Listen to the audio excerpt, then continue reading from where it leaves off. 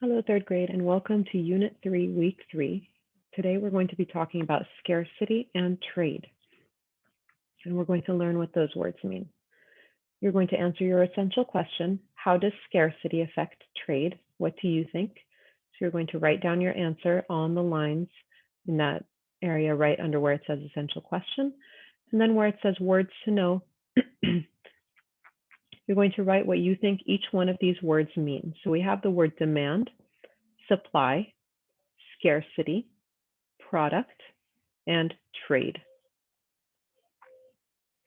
Then under our reading skills, we're going to use the pictures to explain what's happening on these two pages. So let's go ahead and take a look at what's going on. Supply and demand. Unfortunately for Whoops, sorry guys, wrong page.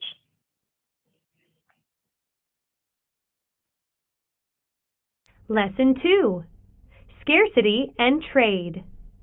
Essential question. How does scarcity affect trade? What do you think? Where is SuperQuest? You have already learned about buyers and sellers.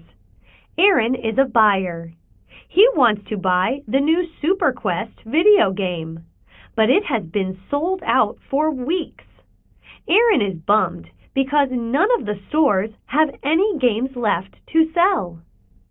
Poor Aaron! Right now he's asking Mrs. Mann if she knows when the game will be available.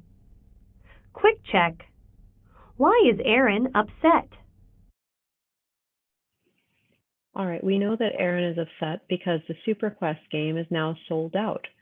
So take a look at what's going on in the pages and write down in your own words, the bottom of page 124, what you think is happening based on these pictures.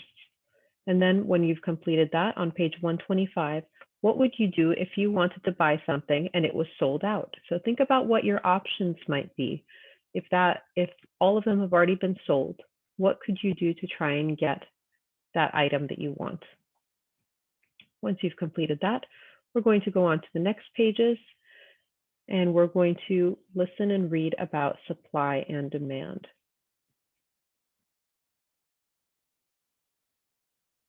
Supply and demand. Unfortunately for Aaron, the SuperQuest game is very popular right now. A lot of people want to buy it, and the stores don't have enough for everyone who wants one. The demand for the video game is high.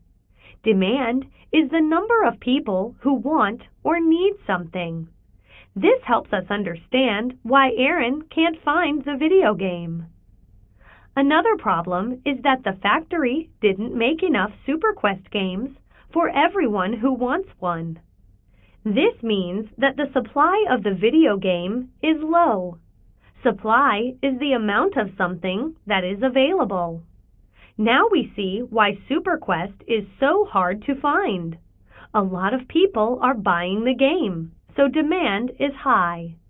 The factory didn't make very many games, so the supply is low. Aaron is learning a tough lesson in economics. You can't always buy what you want when you want it. Quick check. Why is SuperQuest in high demand? Quick check. Why is there a low supply of SuperQuest? Okay, to answer our quick check questions, the first one said, why is SuperQuest in high demand? And we know that's because a lot of people want to buy the game. And why is the supply low? It's because the factories did not make enough games. Now, what we're going to do at the bottom of this page is we're going to write some products that you want to buy that are in high demand. So think of 4 things that you want that a lot of people are buying, or that are things that are constantly sold out, and list them over there. And then before you move on to the next page, we're going to underline the words that tell what demand means. And then we're going to circle the words that tell us what supply means. So demand is in that first paragraph and supply is in the second paragraph.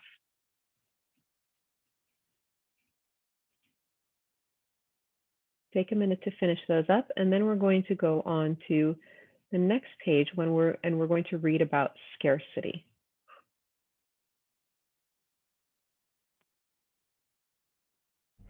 Scarcity.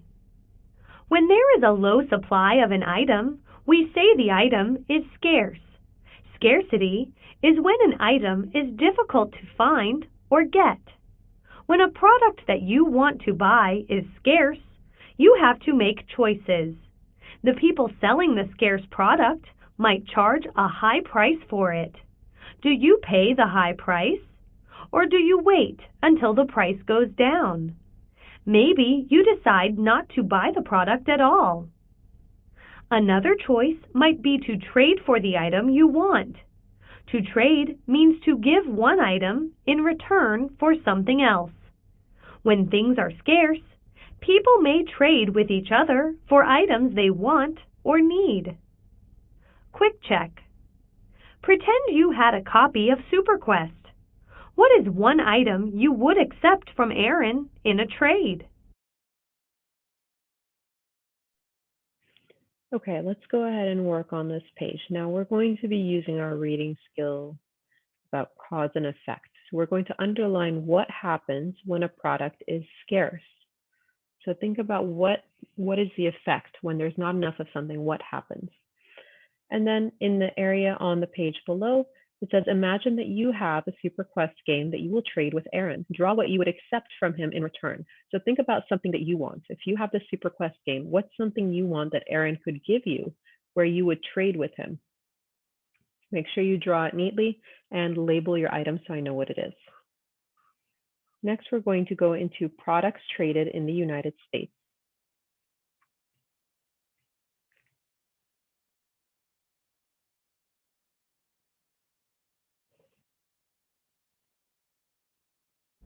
Trade in the United States. Trade isn't just for toys and video games. Our state of Florida trades for products too. Florida is known for growing citrus fruits, such as oranges.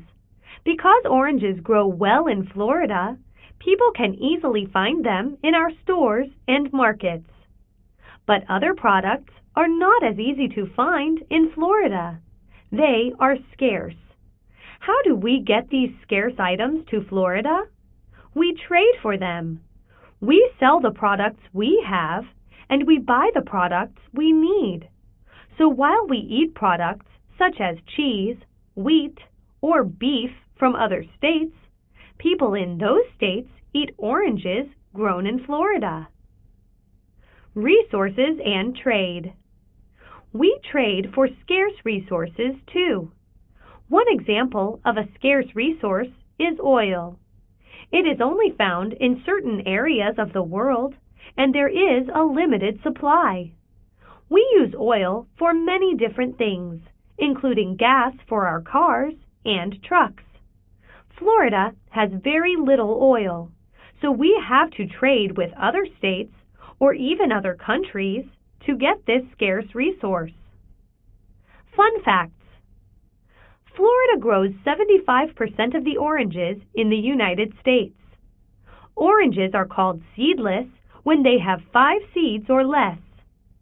40% of all orange juice in the world comes from Florida oranges. Most oranges float, but oranges with a lot of sugar in them sink. In addition to oranges, Florida grows more limes, grapefruits, tangerines, and tangelos than any other state. Quick check. Why does Florida trade with other states and other countries? Okay, let's think about our quick check question here. Now it says, why does Florida trade with other states and countries? It's because there are scarce items that are not available there. So they trade what they do have with other places that have the things that they want in order for them to get all of the things that they're looking for.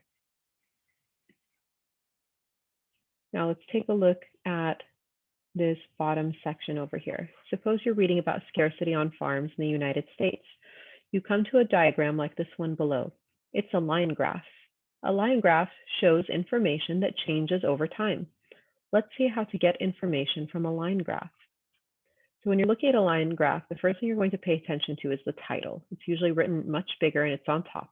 So this title is Farms in the United States between the years of 1950 and 2000. Next thing you want to look at is the axes. So that's going to be what's written along the side and what's written along the bottom. So it tells us what our graph is measuring. Now, along the left side, it says the number of farms in millions. So it's counting from 0 up until 6. So no farms, 1 million, 2 million, 3 million, all the way up to 6 million. And then across the bottom, we know we're measuring in years. So it shows us 1950, 1960, 1970, all the way to 2000. So you can see here we're jumping 10 years at a time, and the number of farms is 1 million at a time. So we know that in 1950, if we follow this graph all the way up, there's about 5.5 million farms. So we can see that that dot right above 1950 is in between the 5 and the 6. In 1960, there's just about 4 million farms, a little bit less, because you can see it's right under that line. 1970, we have even fewer farms, under 3 million. 1980, we have about 2,500 or 2.5 million farms. 1990, we have just over 2 million farms, and in 2000, we have just a tiny bit more than that. So what you're seeing in this graph is that as the years have been going on, the number of farms has been decreasing, except in 2000 where it went up just a tiny bit. Now you're going to answer your questions here. So on the first page that has the map under where it says products and trade, where it says map and globe skills, what information can you learn from this map? So take a look at the map, take a look at the map key, and write down what you learned on the question for page 128. Once you've completed that on page 129, I want you to answer your essential question on how does scarcity affect trade?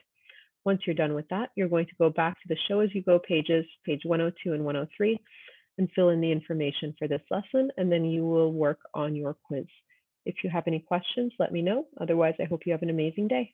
Take care. Bye-bye.